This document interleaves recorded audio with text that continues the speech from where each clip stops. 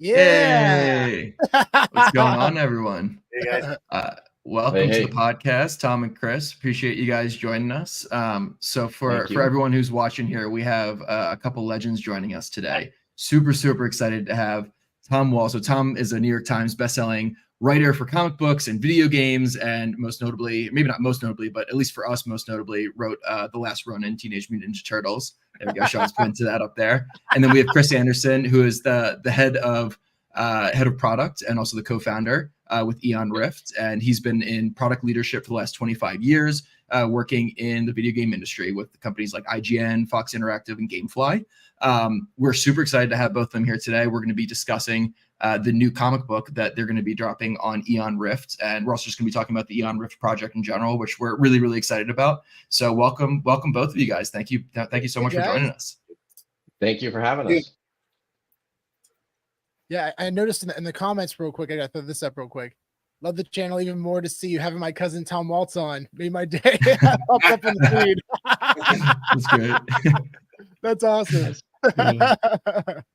And what's up, Bill? Thanks for joining. Yeah, so before we dive into everything, I would love to start with a more of a simple question. Are you guys collectors? And if so, what do you guys collect? And maybe start with you, Chris. Yeah. I'm a collector. I collect some of these things you see in the back, like anything that has to do with cyberpunk generally. I like hot toys.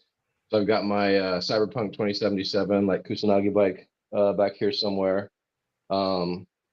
Got my Machine 56 helmet over there. Basically anything that's got like cyberpunk vibes. I've got this this guy here, which is awesome artist that did some cover work for Cyberpunk 2077. This illustrator. Cool. That's So awesome. yeah, pretty much anything cyberpunk. This is I'm a huge Blade Runner fan, so I also collect like Blade Runner stuff. That's awesome. Got the neon sign behind me for Blade Runner, and then I got the PK blaster, also like high fidelity replica PK blaster. So big Blade Runner and cyberpunk nerd. Nice. Awesome. Love it. I guess I am in some sense. I'm looking behind me now on my screen. I think I collect cardboard boxes lately, but that's because that's all the comps come. I just haven't been able to sort through them yet. So it seems like my wife's like, "What are we gonna do with all these boxes?" I have no idea. Probably the biggest thing that I mean, I love books. So my daughter and my daughter's 20, Natalie, and we're at Barnes and Noble all the time. So I love books. I have way more books to read than that I've read. But one of the things in particular I really like, I love going to used bookstores and finding the old like dime store pulp novels, especially like the old sci-fi and hard-boiled crime novels. I love the covers. I love how they look, how they smell. So on that shelf behind me, a lot of the upper area is just those novels. And then we've got like 5 bazillion DVDs that we don't even watch anymore, not that they're streaming. So from over the years. One collection I had that I'm proud to say I decluttered a little, was in a positive way, I think, is I play a little guitar. Nice. I'm not a pro by any means, but I do okay. But I had way more guitars than I needed for what level I play at. It's like one of those things where you buy one and you think you need the other one. So I had like literally like 10 electric guitars that I didn't need. Nice. And again, my wife said, "Why don't you learn how to play one right?" And I said, "That's a good idea." So what I did recently, I do have my son's older than my daughter. He has a friend here in San Diego who is a professional musician and up and comer. And I thought, what? He's a good kid. He needs these more than I do. So I just said, I took a bunch of to him, probably I think it's 6 of them I took and gave to him. And I just said, "Here's the deal.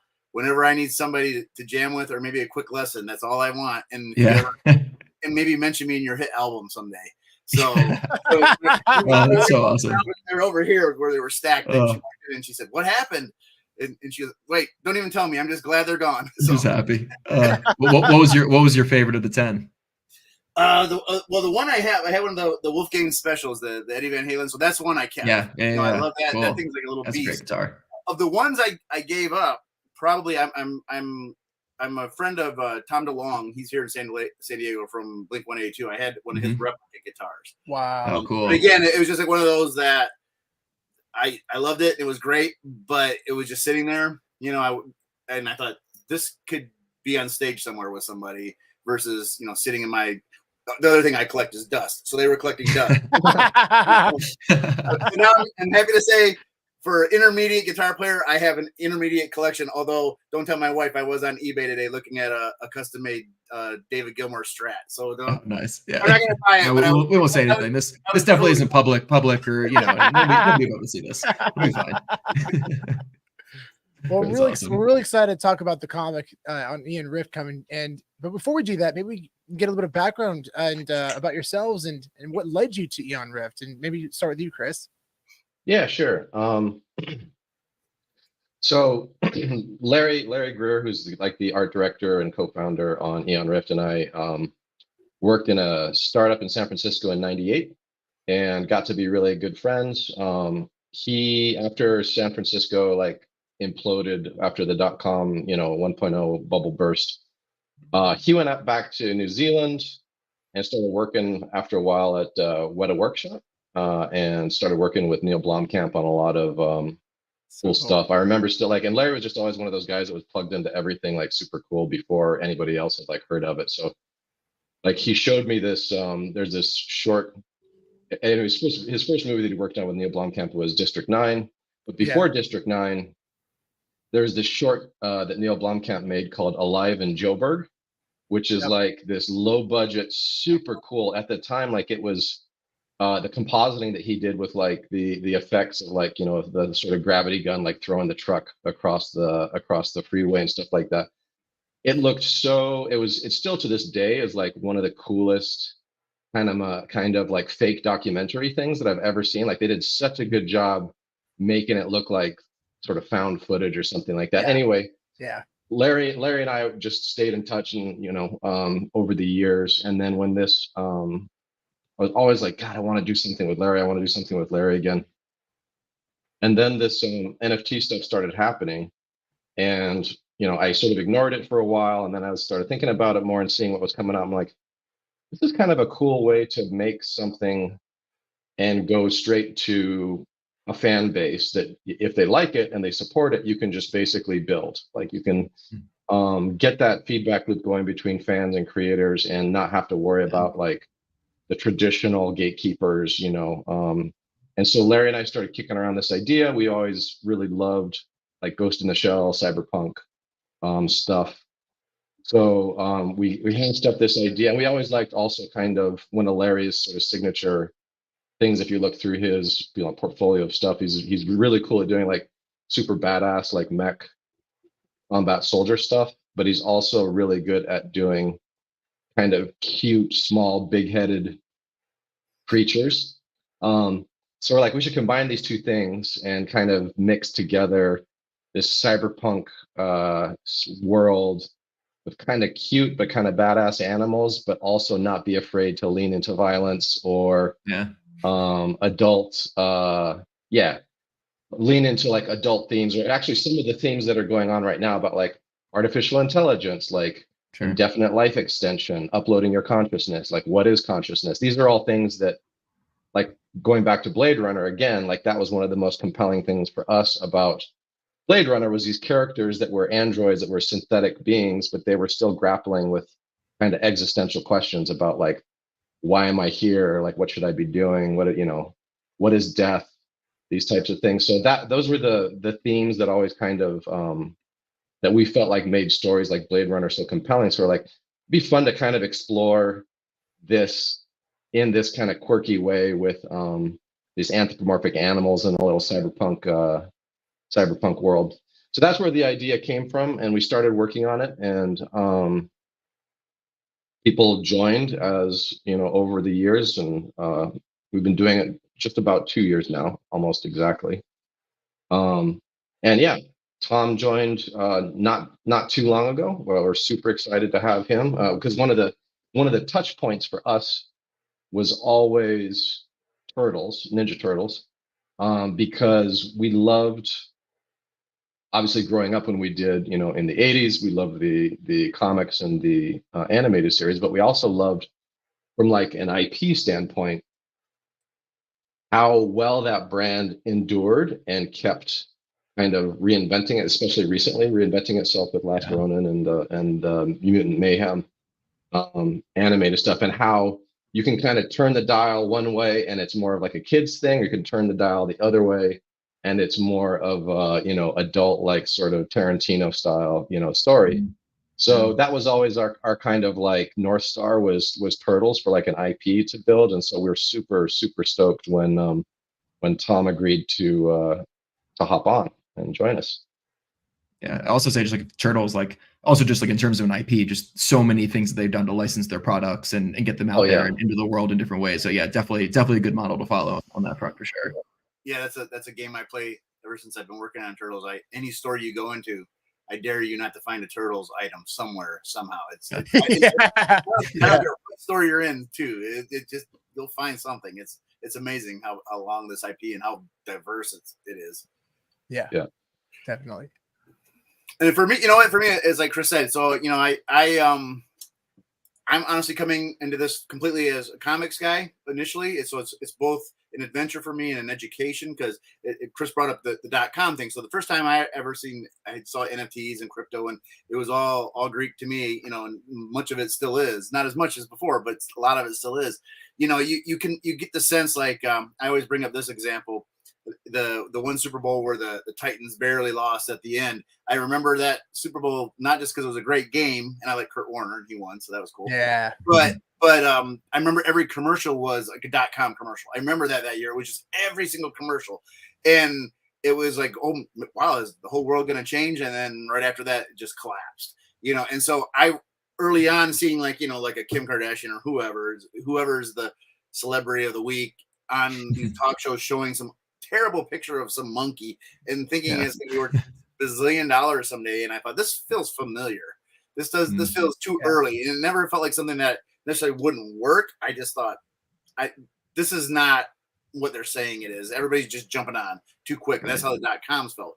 But out of the .com collapse, companies, rose up, that, the cream rose to the top. And now look at the world we live in. So when Chris first approached me about EON Rift, I looked at the product, I looked at the brand, I looked at the designs, and I just came at it as a creator. And I thought, this does excite me. One, I am also huge Blade Runner fan. So that immediately I saw that, and that was a big influence on Last Ronin too. Was Blade Runner. So you can see some of the designs in the city, in the story, and a lot of that was directly, basically an homage to Blade Runner. And so I was taken in by the designs and the look, and then so it was just a matter of just talking to Chris and the team, and that was the hook for me. Because if there's one thing I can definitely say about this, of all the things I didn't understand, I understood people who are motivated. And I always tell Chris, like, well, you guys are moving like at light speed. It amazes me the things they've done in a short period of time, because they say they want to do something and then they do it. It's not, hey, let's, hypothetical, this would be cool if we did this. No, like 2 days later, Chris will be like the motion comics. Chris will say, check this out. And I think, holy cow, you did it already? How did you do it so fast? And then it was, exciting to, early on, I was coming in strictly as kind of an advisory type position. And Van Jensen was running the comics. Van, who had a big career, still has a big career with, the big two, DC, Marvel, and then also other stuff that he's done. And for Van, he kind of came in and set the baseline story. So we've got this foundation. So I was reading through that and I go, this is really exciting. I like to be part of it, even if it's just, adding notes or comments to what Van's already doing. But Van found another project came up that was going to take most of his time. And he asked me, maybe you'd be willing to step up and take the lead role, and he'd step back. And so recently my position, I was at IDW Publishing as an editor for many years, from 2006 until last year. At one point, IDW last year had a big layoff thing that happened, and I was part of that. But luckily for me, only my editorial job went away, and I really wasn't editing anymore. I was only writing for the company, mainly Turtle stuff. And so what they did was they said, hey, look, we really don't need your position anymore, but we don't want to lose you as a creator. So they gave me a really great freelance deal. A lot of guarantees, Turtles, obviously, but some other things. And they also allowed me to not be exclusive anymore to IDW. So EON Rift was really one of the first things that I looked at that was non-Turtles, non-IDW out of that layoff. And so I've been part of this since then.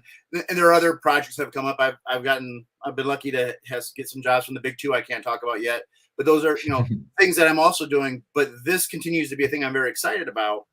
And as Chris said, I like the idea, like if we go back to the Turtles model, the Turtles have always worked, I believe, because it's a family story. It always will be about the family.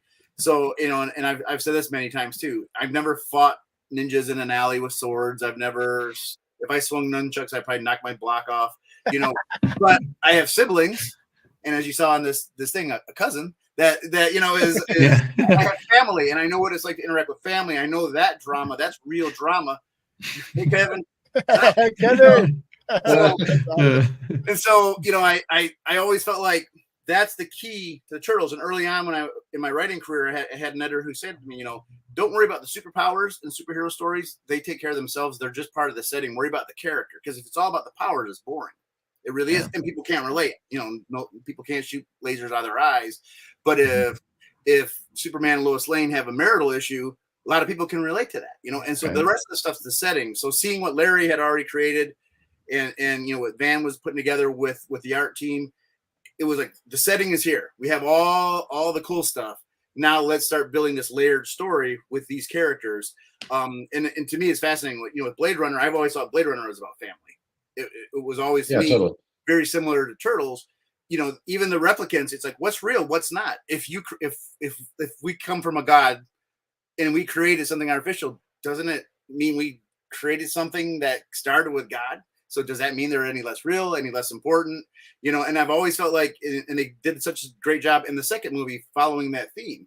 Ultimately it was about, Deckard's daughter and the one guy wishing he was the real boy, but then willing to sacrifice to keep a family together at the end. And so, spoiler, sorry if anybody hasn't seen it, but I saw that potential in these characters, and specifically, an early character we have called Monk, who is the protagonist for this first story, but already Van's, setting these layers that we need to peel away. And that's kind of where we're at right now. We're going to get this first comic out. It's kind of proof of concept, show that we can do it, and then build from there.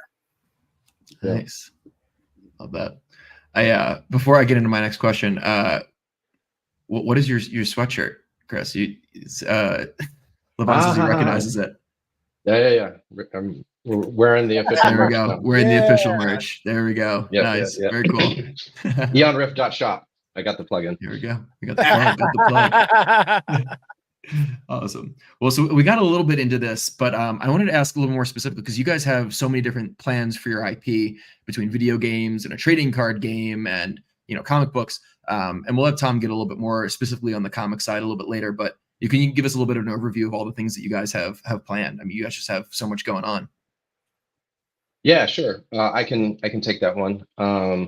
So we've obviously launched our first Genesis collection, which was in June. We sold out. And that's PFP, and we've also airdropped the full body, models of the characters Nice. recently. So yeah, you get a preview of the PFPs there. We need to update our website. So cool. So that's the first thing, and the Genesis holders, the Genesis collection obviously has a bunch of utilities and benefits and stuff like that associated with it that we'll go into, I think, in a little bit.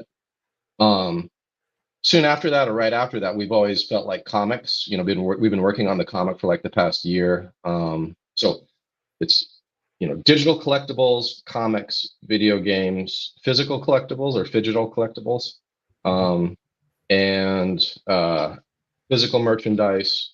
Eventually, animation. We're starting to talk to people about animation. That would be awesome, for us to do that, and then also a trading card game.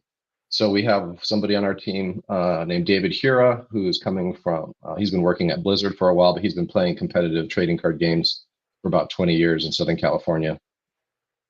David works on Hearthstone and Metabots, and he's designing our trading card game from the ground up. So you can get a little bit of flavor for that, I think, on the Is it going to be digital trading card game or physical as well? Initially digital trading card game, yeah, and then obviously we'd love to expand into physical, both for comics and for trading cards as well. We also added a new team member recently who's going to be building out. He's a lifelong friend of Larry's. He works at one of the big collectibles hobby shops, and one of the biggest ones in the world. Is located in Plano, Texas.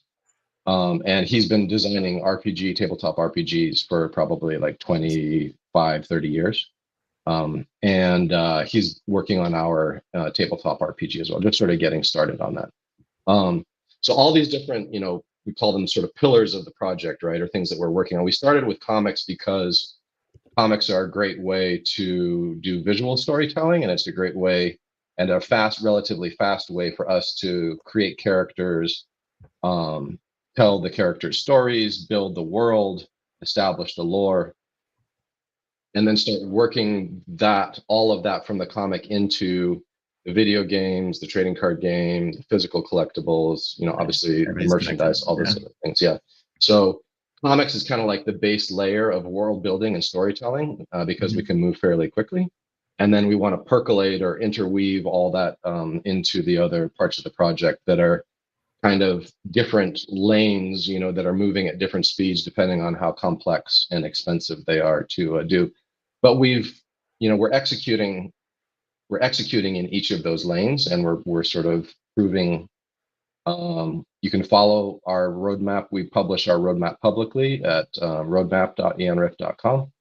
And so coming from the product, side of things, that's something near and dear to my heart to put out there for our customers and our fans. This is what we're working on, totally transparent. If you like something, you can upvote it, you can follow it, you can ask a question, you can come to our Discord obviously as well, but for people that aren't in that world, they can just go straight to the site and ask questions on there. So yeah, all of these pillars are things that we, like I said, are doing incremental improvements on and demonstrating that we can execute something in each of them that's a quality execution. And obviously, as we start making more money, we raise some capital, we'll be able to do that faster. I want to follow up on that. So I've been doing this a long time, and this is one that I don't, there's much smarter than I am, all the people in this team. And so they're the ones out talking to the potential investors, folks like that. I will say this, and this is honest, this isn't just me saying this because I work with EON RIFT. Any investor who passes on this is crazy right now. And I say because not only from my personal experience with smaller companies, smaller publishing companies or creative companies, but I've worked in video games. I've done, I've worked in TV. I've done a bunch of stuff. And this team is a professional team, top to bottom. And what I mean by that isn't just, hey, we got some people who've been lucky enough to have their name on a comic book out there, and so maybe people know my name. It doesn't matter. That doesn't happen unless there's people behind the scenes who do the real work, the hard work. And EON RIFT has a staff that just, like I said, it's amazing to me. The only reason I would jump on board, especially, when I'm at a time in my life when I'm as busy as I am, is because to me, it's something that's going to take off. Somebody's going to be the lucky investor in this property and have a team that's already working like they are working for investors. And it's every day, all day. And we've got people all over the world. So we hit every time zone. So there's always somebody working on something. And it never fails to amaze me how professional everybody is, how quick they are and flexible they are to the way this is changing, again, like I said, on a daily basis. And so this, again, like I said, this isn't a funky looking monkey that somebody's showing to Jimmy Kimmel. This is a real IP, a real brand that maybe its origins are digital like this and in this crypto market. But my goal, specifically on the comic book side, is to get this into comic book stores and onto bookshelves. This is the type of property that people will gravitate toward, and it's just got so much untapped potential right now. This is the place to be right now. I have to say that, folks. Sold. Take my money. I love it. No, your conviction says everything. I mean, we're really excited about the project, and we're super grateful to have you guys on the show. But yeah, everybody who's out there, definitely check it out. I guess we'll get into some of this stuff later on. Some of the ways that you can get involved. But But Tom, I wanted to get into the actual comic itself, Ghost Machine #1. So I wonder if you could give us a little more about that, and then I guess really just like what the greater vision for comic books in general at EON Rift is. I think, to steal from Blade Runner again, I think Ghost Machine #1 is really going to be what I call our baseline comic, and so this is going to be the story that really kind of introduces the world and some of the characters that I personally hope to continue as part of the overall plot, overall world.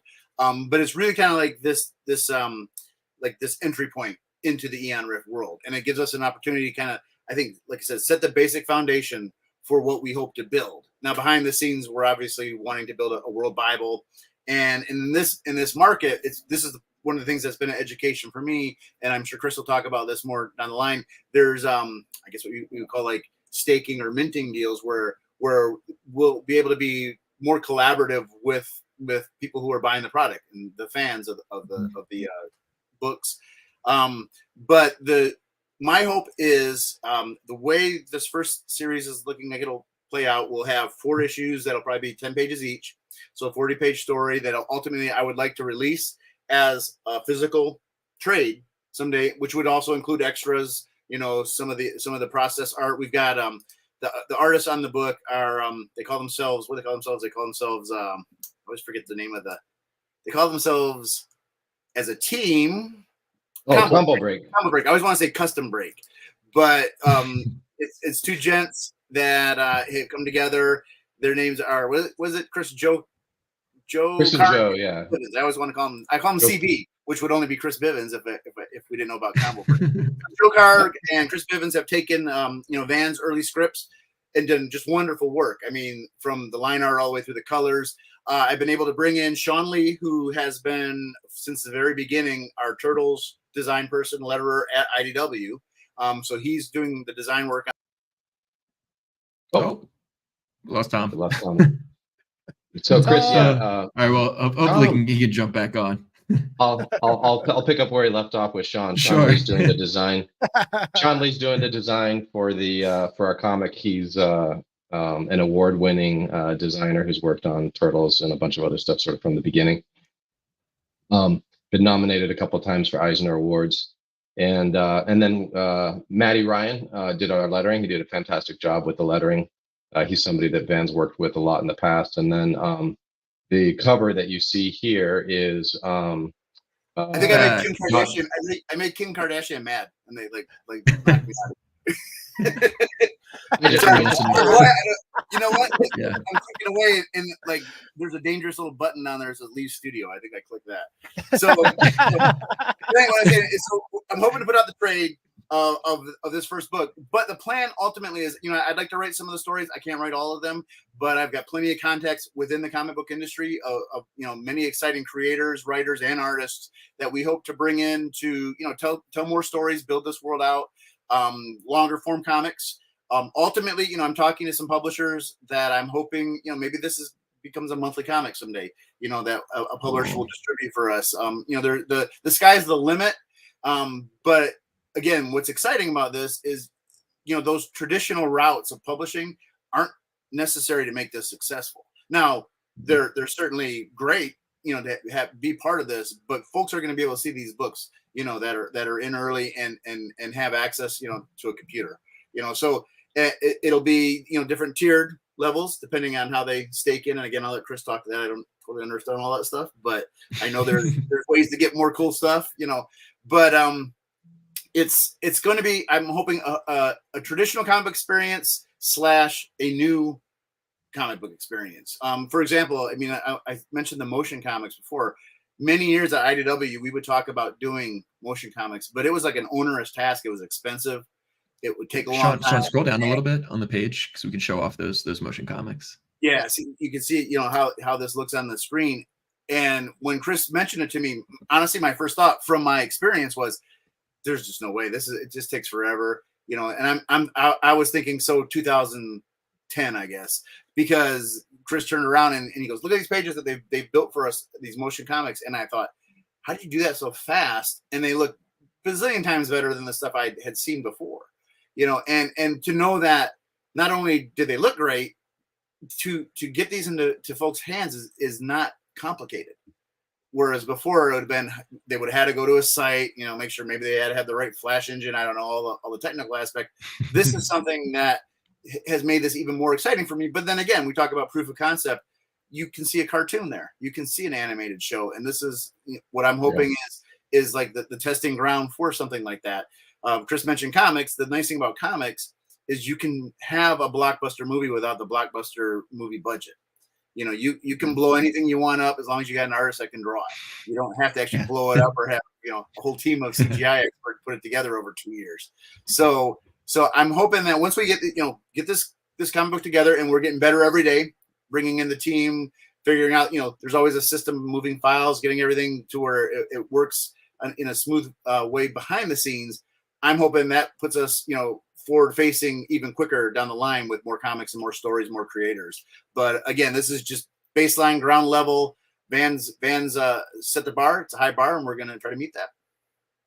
That's amazing. Yeah, I have some friends in different parts of the world, and including like South Africa, and it's not easy to get comics out there. No. So and we've been involved in the VV digital collectibles for quite some time, and I've been able to send them comic books that they can enjoy in augmented reality, and it's been amazing.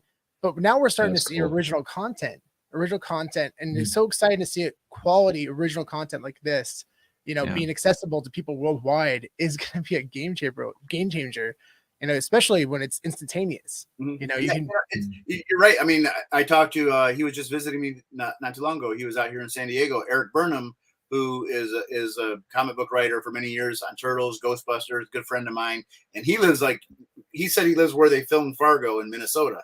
And so he said he's like 2 hours away from his nearest comic book shop. So it's not, it's even in the United States, you find places that are so rural, or and the comic book stores, aren't easily accessible. And obviously, you can order things online, through Amazon, whatever. But again, this experience to me is one where I'm hoping, if they don't have easy access to a physical comic, they'll take a chance digitally. And that's what the digital market has kind of proven over the years to be. People thought it was a death knell of print when the digital comic started. It was the exact opposite. What it did was it allowed people to try things in a quick, cheap way, and then say, no, I like this. I do want this on my shelf. Whereas before, they might have walked into a store, looked at it, and said, maybe, but I don't know, and it's $20 or it's $30. Now they'll say, no, I know I want it because I read the first issue and I'm in. And it doesn't hurt that every YouTube influencer in the world has a bunch of comics behind them, so all the kids want to look like YouTube influencer. But this is like you said, it's just a whole new market. That's how it feels to me. Like, this is not only is our story ground level baseline, but I feel like we're baseline as far as maybe a whole new way of approaching transmedia. Yeah, absolutely. A good analogy, actually. We've seen a lot of collectors who get involved in digital collectibles first, and now they're collecting physical stuff, and they're pumped about it. I mean, I was at New York Comic Con last year, and I met this guy. He's like, Sean, I'm 55 years old. I've never been to a Comic Con in my life. It's my first Comic Con. And I spent about $100,000 on physical grails, and all started because of digital collectibles. Like, that's amazing. People need to hear these stories, because you go into a local comic shop, and people are a little discouraged about it. But I think there's a great opportunity to embrace both mediums. And I think they're both going to succeed in a great way.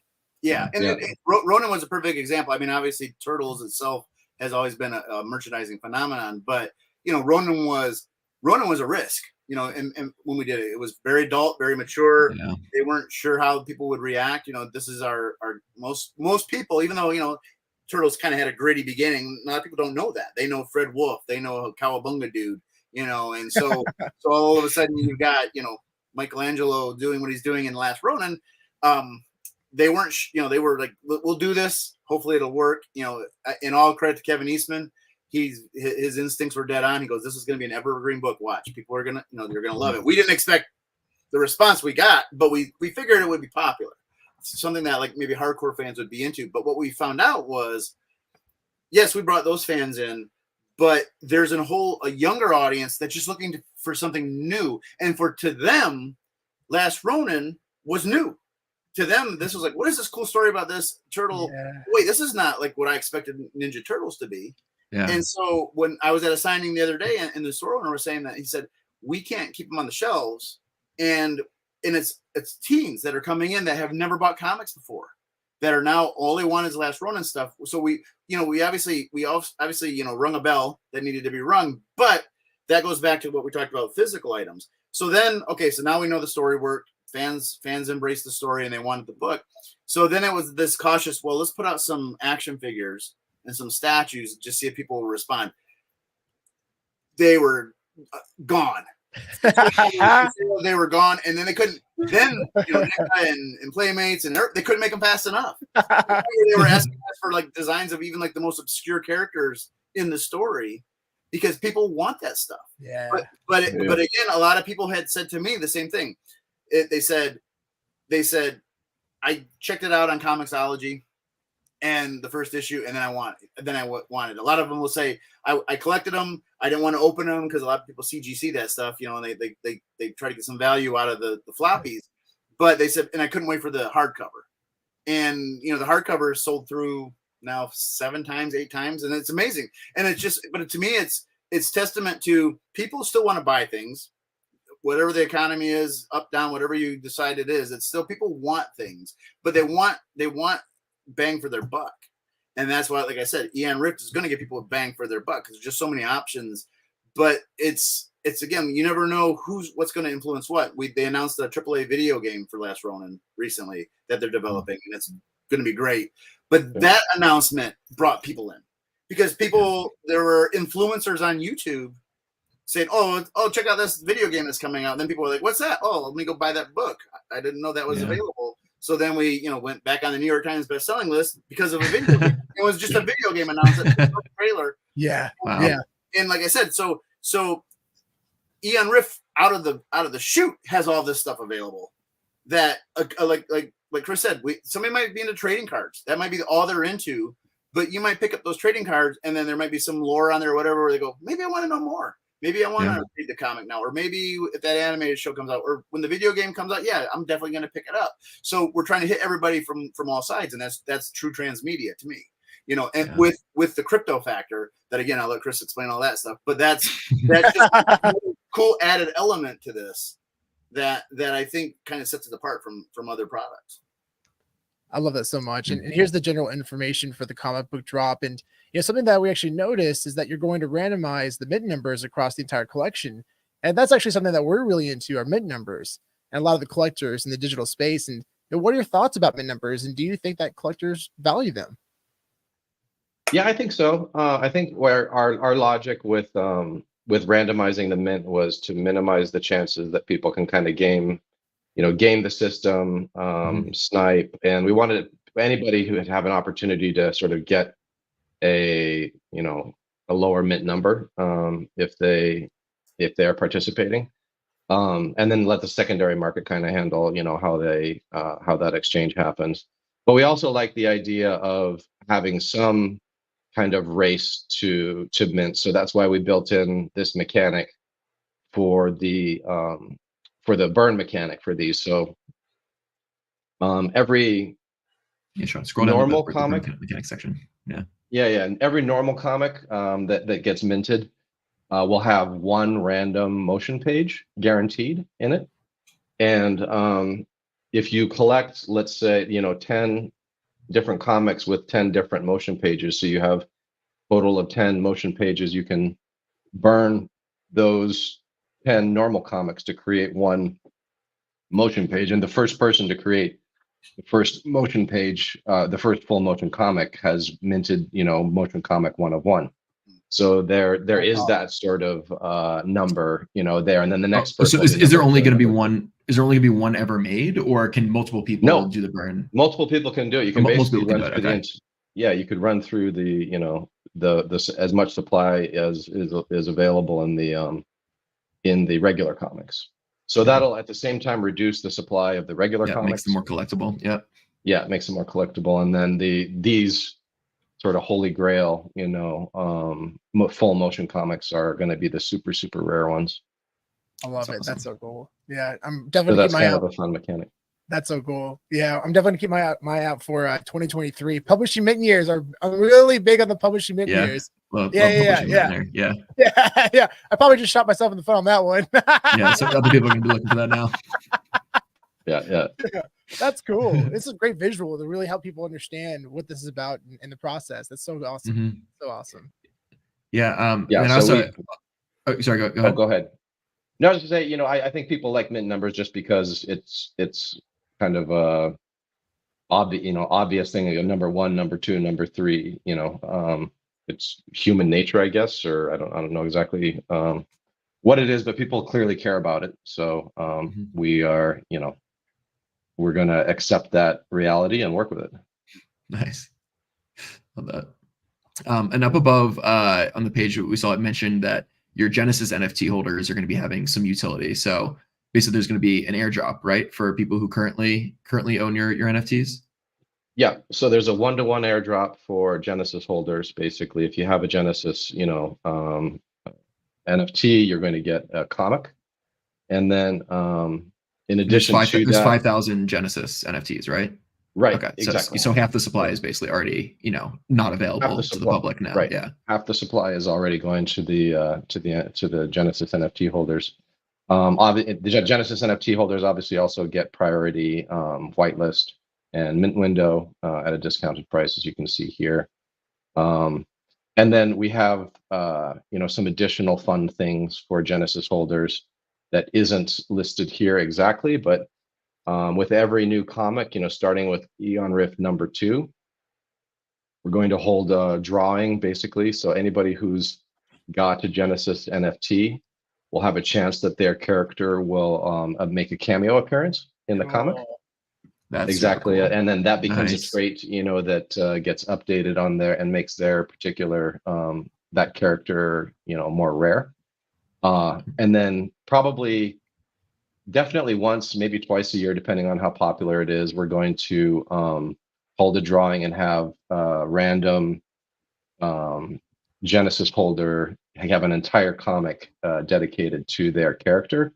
So their character will get their own backstory. They'll get their own little branch in the EON Rift canon. So it'll become official. That character will become official EON Rift canon and get their own story. So we'll see how people like that. But that's sort of examples of ways that we like to think about all these different media that we have, right? We have comics, we have video games, we have physical collectibles, all these things, merchandise. And what's just, we like all this stuff ourselves. So what would we like? What would be fun for us to be able to do, participate in, hope for, if we were doing this. So, having your character get written into the comic as, official canon would be awesome. That would be awesome. That's awesome. Just showing off the NFTs here. You guys, I was gonna say your floor is held up very well. I mean, compared to a lot of projects out here. You guys, yeah, we're very happy about that. That's awesome. Yeah. So for anybody who's watching right now and sees the value in these and the utility that it can provide, it sounds like these are going to unlock a lot more within your ecosystem besides just the comic benefit. So jump on OpenSea or wherever you get your NFTs and grab yourself one. I think 0.069, what is that, like 100? It's like 130 bucks or something like that, right? Right now? Yeah. Somewhere around there? Yep. Nice. And has the screenshot happened yet for The snapshot. for holders? A snapshot, yeah, snapshot. He's the NFT guy. Yeah. So I feel your pain, Tom. Yeah, he's comics on crypto. I'm learning. Yeah. For 2 days, I was quiet because they kept talking about whales. I'm like, what whales are they talking about? Whales. Are there dolphins too? Yeah, we haven't done the snapshot yet. Okay. Awesome. Do But you guys announced the snapshot date? We're going to announce it soon. Go to announce it soon. Very cool. Very cool. Yeah, So if everyone out there, if you don't own one yet, definitely get involved. Definitely get involved. We'll be announcing it probably closer to mint. Awesome. That's awesome. And then should we give a big shout out to our good friend of the podcast, Sleeping Comics. Boom, right there. Great content creator and amazing friend. Yeah. What's going on, Sleeping? What's up, Balassy? How's it going? And then I also wanted to ask, so then there's going to be utility as well for holding the comic book NFT as well, staking and a few other things, correct? Yep. So staking, you'll be able to use staking to get discounts on merchandise to improve your chances for raffles that might involve having your comic character make an appearance, these types of things. So basically anything again that we can think of. We haven't finalized the list yet, but stuff that we have finalized is there's going to be for everybody that has a comic, you're going to get a playable character unlock in our video games, which is going to be Monk. So there's going to be 4 versions for variants of the Monk character, who's the lead protagonist in EON Rift Ghost Machine. So that character will get unlocked exclusively for comic holders, and they can play that character in our mini games. So far, I've got 3 sort of mini games that we're play testing right now. One is like a wave shooter, which is see how long you can survive against increasingly difficult waves of enemies, and there's a leaderboard, and that gets reset every couple weeks. And then we also have kind of an obstacle course, if you guys are familiar with the game Fall Guys, like party, multiplayer party obstacle course thing, which is our sort of EON Rift cyberpunk version of it. Cool. Nice. Yeah. And then other token gated content we're going to be announcing soon. And then obviously when we get around to physical comics, that regular digital comic holders will get benefits for physical comics as well when we announce those. So those are just a few, but we're always trying to think about different fun ways to give people value for being holders. So this is by no means the last of or a finite list. So, well, you guys have so many exciting things planned for the comic and for EON Rift in general. I'm just like, I'm a little bit loss of words of all the cool things that you guys have planned. Is there anything that we missed today that you wanted to share about, either EON Rift or about the comic mint that's coming up? I'll let Tom say if he has anything that he wants to say while I think about. I try to think. No, like I said, we're right now in the throes of putting this first issue together, make sure it's everything we want it to be, and like I said, setting kind of that framework for the future issues, how the team and how we're gonna progress moving forward. Chris brought up some of the things about bringing in some of the Rifters characters. So there's always we worked on the logistics of that. It's not always that easy to take something that somebody else owns and bring into something. So we want to make sure everybody's protected. Both the person who owns the Rifter and us. So we've got all that. We've worked out all those details. And that way, when we do this, everybody's happy, and it's something that that they feel like belongs to them, but belongs, to EON Rift as a whole as well. We're and me personally, I've been talking to some creators that are outside of this original team to kind of look at expanding this universe. So nothing that we can announce specifically right now, but generally speaking, yes, there should be more comic book announcements as soon as we, get this first issue out. Again, I always use the term proof of concept. This is our proof of concept. Here it is. Hope you love it. There's more to come, and I'm pretty confident people are going to love it. Yeah, I guess people are excited. Excuse me. I started saying that the cover is gorgeous and is done by this amazing artist named John Boy Myers, who just does fantastic cover art, including for Last Ronin. And we love, obviously it's an homage to Akira, fairly obvious, like hat tip to Akira, but that's another one of the IPs that we love. Yeah. So we're going to be announcing on Twitter here fairly soon the details for a giveaway we're going to be giving away 10 metal posters, aluminum, like really nice high quality metal posters, cool, of that comic, of the first comic, the John Boy Myers one. So keep an eye on our Twitter for that announcement. Yeah, that's what you said. That's why when people ask me, I say, well, imagine if like the Turtles and Usagi Yojimbo and Blade Runner and Akira, they had like this weird get together and had a baby. That's just part of the group that created Awesome. Big shout out to Bill. Thank you, Bill. Really appreciate thank you, Bill. You're the man. I was gonna say, and you impressed sleeping. That's hard to do. So that's awesome. Well, it's been so much fun having both of you guys on. Really appreciate it. If you check out the description below, we have all the details to follow both Chris and Tom, as well as EON Rift. Definitely make sure that you follow them on other socials. Keep following up with everything. They're going to be announcing more details soon about the comic drop, as well as a bunch of other cool things. The giveaway they just announced as well. But yeah, thank you guys so much for joining us. This has been so much fun. So much Thanks fun. for having us. This was really fun. Yeah, this was. We'll definitely do it again soon. And thanks everybody out there for joining. I really appreciate you all, and we'll see you on the next one.